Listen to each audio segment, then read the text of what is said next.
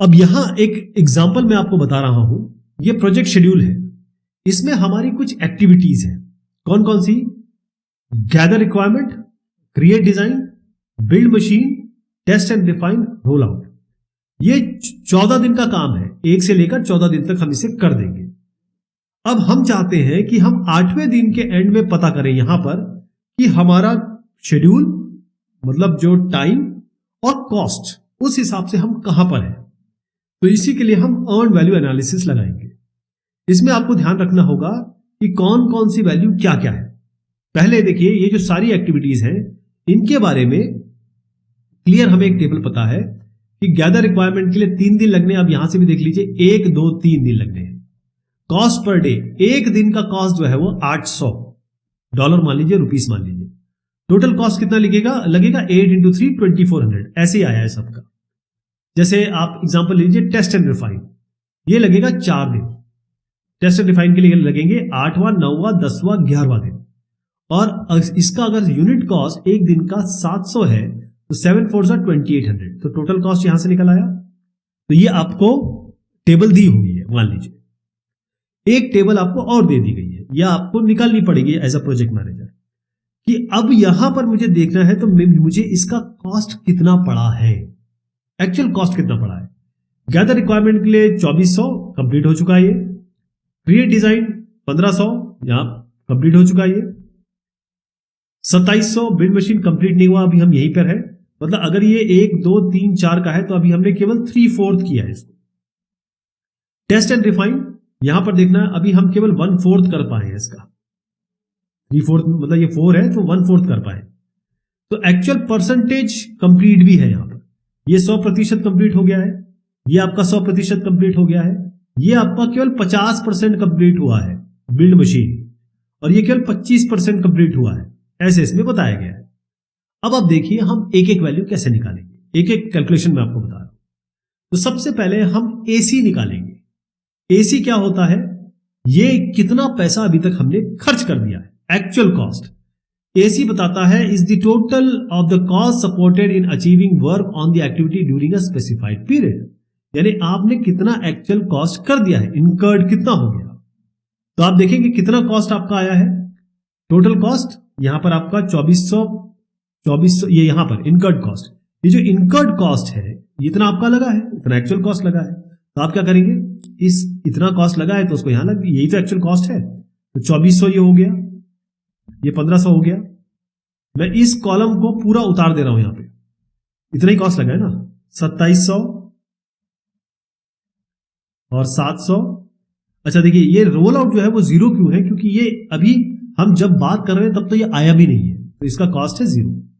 Okay, अब आइए आप ईवी पे। ये जो ईवी है वो क्या है? ईवी जो आपको बताता है, हम अर्न वैल्यू बता रहे हैं आपको, is the value of work completed at a given time. इतने इसके पहले तक कितना एक्चुअल वर्क आपका, कितना वर्क हो गया है। ठीक है, ईवी ही अर्न वैल्यू है, is the value of work completed at a given time. इसको हम कैसे निकालेंगे? इसको निकालने का तरीका है कि जो एक्चुअल परसेंट कंप्लीट है वो प्लान कॉस्ट से मल्टीप्लाई करेंगे।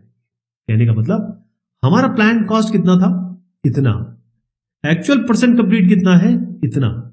तो अर्न ईवी जो है वो अर्न वैल्यू कहां से आएगी? देखिए 2400 100% हो चुका है, तो 2400 का 100% कितना होगा? 2400, 2400 कर लीजिए। 1200 का 100% 1200। 36 का 50%, 36 का 50% मतलब आधा कर दीजिए इसका। 50% मतलब ये कितना होगा? हाफ। तो आपका कितना आ गया यहां पे? 1800।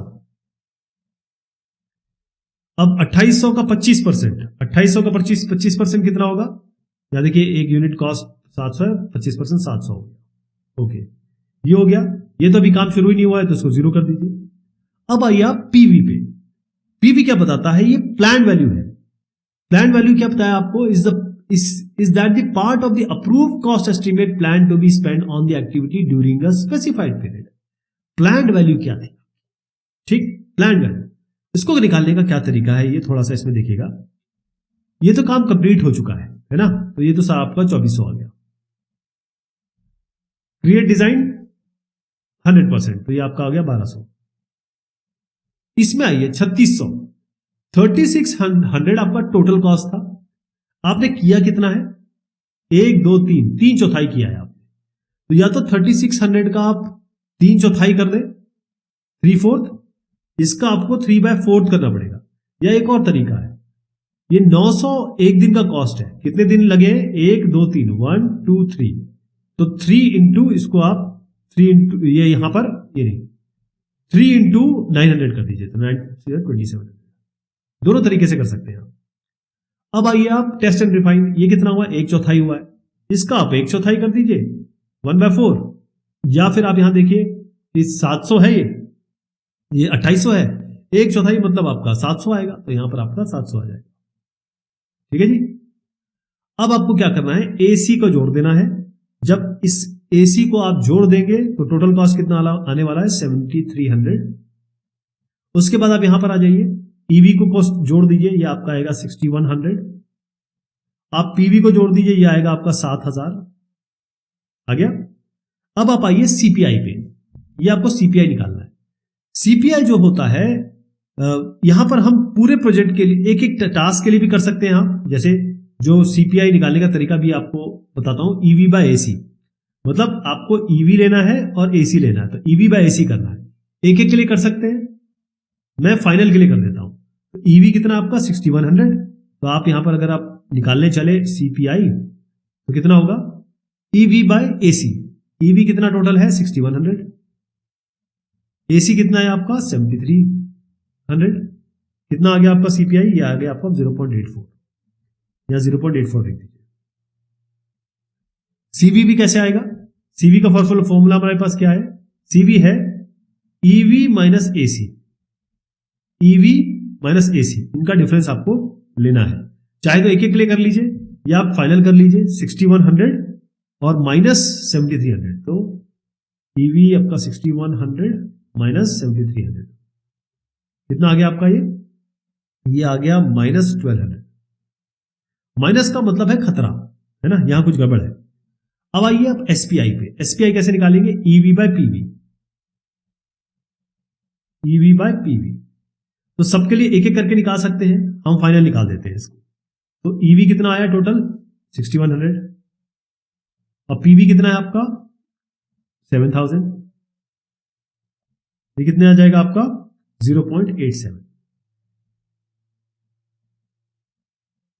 एसवी कैसे निकलेगा, एसवी का फॉर्मूला क्या है, एसवी है आपका EV minus PV, EV minus PV है, ईवी कितना है आपका 6100 और पीवी कितना है आपका 7000, ये कितना आ गया आपका माइनस 900, तो ये आपको माइनस 900। एक के लिए भी कर सकते हैं, ऐसे भी कर सकते हैं। अब यहां पर देखिएगा कि जो सीपीआई आया है, ये आपका जो वैल्यू आई है 0.84 आया है। इसका मतलब ये है कि क्योंकि ये लेस देन 1 है, एक से कम है, इसका मतलब हम ओवर बजट हैं। क्या है, हम ओवर बजट हैं। समझ में आ गया आपको। अगर आपका ये 1 से बड़ा होता तो आप कहते हैं कि हम बजट से कम है, मतलब बिलो बजट है। अब आप कॉस्ट वेरिएंस पे आइए, कॉस्ट वेरिएंस आपकी वैल्यू है माइनस 1200। इसका मतलब ये नेगेटिव का मतलब ये है कि हम ओवर बजट है, हम ओवर बजट है। ठीक, ये कॉस्ट वेरिएंस आपको बता दिया। अब आप आइए एसपीआई पे, एसपीआई कितना आ रहा है 0.87। 0.87 का मतलब ये है कि आप लेस देन 1 है, लेस देन 1 का मतलब ये है कि आप बिहाइंड शेड्यूल हैं, पीछे है शेड्यूल के। एसवी पे आइए, एसवी आया आपका माइनस 900। माइनस 900 का मतलब ये है, नेगेटिव वैल्यू ही आपको बता रही है कि डिले है प्रोजेक्ट में। ओके, इस तरीके से सारी वैल्यू कैलकुलेट करते हैं।